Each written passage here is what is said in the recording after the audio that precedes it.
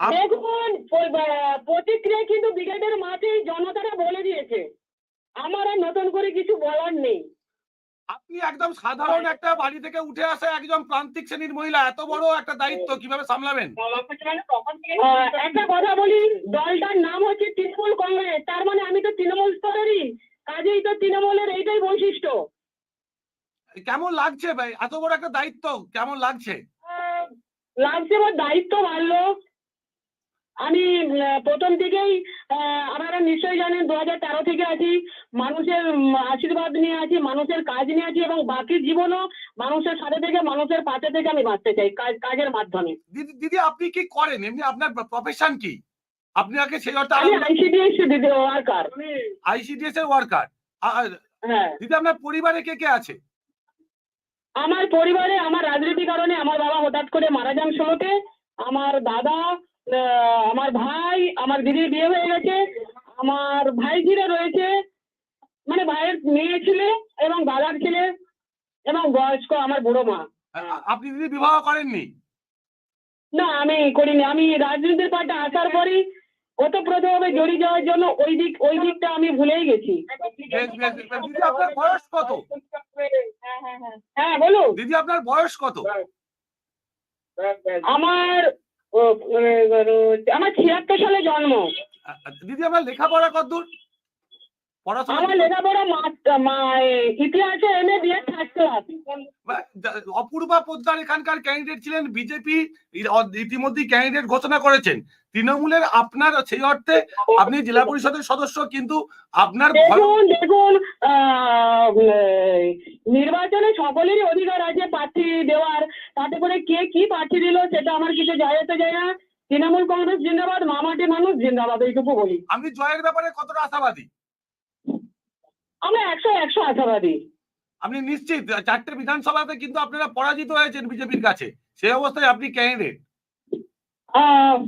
না সে পার্টি কি হয়েছে আমরা দেখা নাই, কারণ তৃণমূল কংগ্রেস পেছু দিকে তাকাতে শিখিনি, তৃণমূল কংগ্রেস সামনের দিকে তাকিয়ে চলে। আমি বলছি, এই যে চাকরি দুর্নীতি, বিভিন্ন দুর্নীতির অভিযোগ তৃণমূলের বিরুদ্ধে আছে, আপনি কিভাবে প্রচার করবেন, সামলাবেন? ওটা ভোট এলে ওরকম হয়, ভোট এলে এডিসিবিআই হয়, ভোট এলে অনেক কিছু হয়, কিন্তু ভোট ব্যাংকে মানুষ অন্য কথা বলে। আপনি প্রার্থী হবেন এটা আশা করেছিলেন আগে থেকে? আগে থেকে সিগন্যাল দিয়ে একটু ছিল বলতে কি, দল থেকে বারবারই বলা হয়েছিল যে আপনি যেভাবে কাজ করে যাচ্ছেন, বলেছিলেন আমাকে যে আপনি যেভাবে কাজ করে যাচ্ছেন এইভাবেই কাজ করে যান, আগামী দিনে নিশ্চয়ই আপনাকে দল আরো একটা বৃহত্তর। আপনি কবে জানলেন আপনি প্রার্থী হচ্ছে? গতকাল আপনাকে ব্রিগেডে ডেকে পাঠানো হয়েছিল? আমি আমাকে পরশু, আমি বিগত 2 দিন ধরে আমি কলকাতাতেই প্রায়, মানে বিগত 2 দিন আগে। আমার মা একটু ফোন করছে। অনেক ধন্যবাদ। নিশ্চয় নিশ্চয় দিদি, আপনার কাছে এই মুহূর্তে এই টাইমটা দিলেন এর জন্য অনেক ধন্যবাদ। আপনি এই মুহূর্তে অবশ্যই অবশ্যই।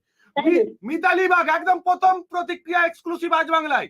মিতালি বাগের প্রথম প্রতিক্রিয়া এক্সক্লুসিভ আজ বাংলায়। মিতালি বাগের প্রথম সাক্ষাৎকার, ফোনিং সাক্ষাৎকার আজ বাংলা লাইভ দেখালো।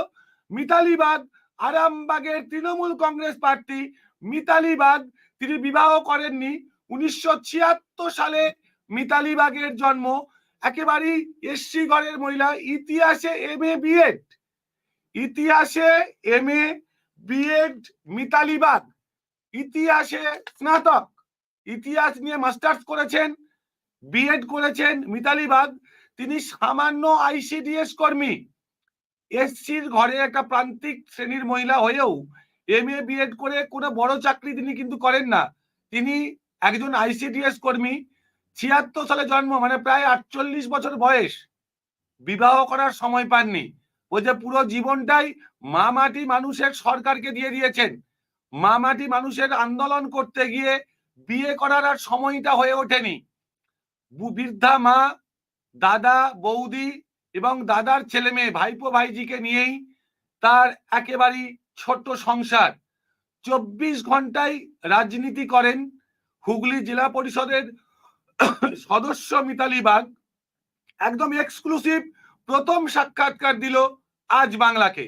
একদম ব্রিগেড প্যারেড গ্রাউন্ড থেকে বেরিয়ে প্রথম এক্সক্লুসিভ সাক্ষাৎকার মিতালি বাগের, আজ বাংলাকে মিতালি বাগের এক্সক্লুসিভ সাক্ষাৎকার, যে আগেই তিনি জেনে গিয়েছিলেন আরামবাগ লোকসভার এবারের প্রার্থী মিতালি বাগ। দুদিন আগেই জেনে গিয়েছিলেন মিতালি বাগ, দুদিন ধরে তিনি কলকাতাতেই ছিলেন এবং তিনি বলছেন অন্যদিকের কে প্রার্থী এত ভাবার সময় নেই, তিনি জিতবেন, তিনি পিছন ফিরে তাকাতে অভ্যস্ত নয়, বিধানসভা নির্বাচনে কি রেজাল্ট হয়েছে সেটাও গুরুত্বপূর্ণ নয়, তার কাছে গুরুত্বপূর্ণ মমতা বন্দ্যোপাধ্যায় তাকে ডেকে প্রার্থী করেছেন। একদম একটা গরিব বাড়ির মহিলা তাকে তুলে নিয়ে গিয়ে একদম খিড়কি থেকে সিংহদুয়ার, এটাকেই বলতাম গলি থেকে রাজপথে উত্থান। এখন দেখার এবার রাজ মুকুট পাই কিনা মিতালি বাগ, তা বলবে ভোটের ফলাফলের পর। মিতালি বাগের দিকে আমাদের নজর থাকবে এবং সম্ভবত আজকেই বিজেপির প্রার্থী ঘোষণা হতে পারে।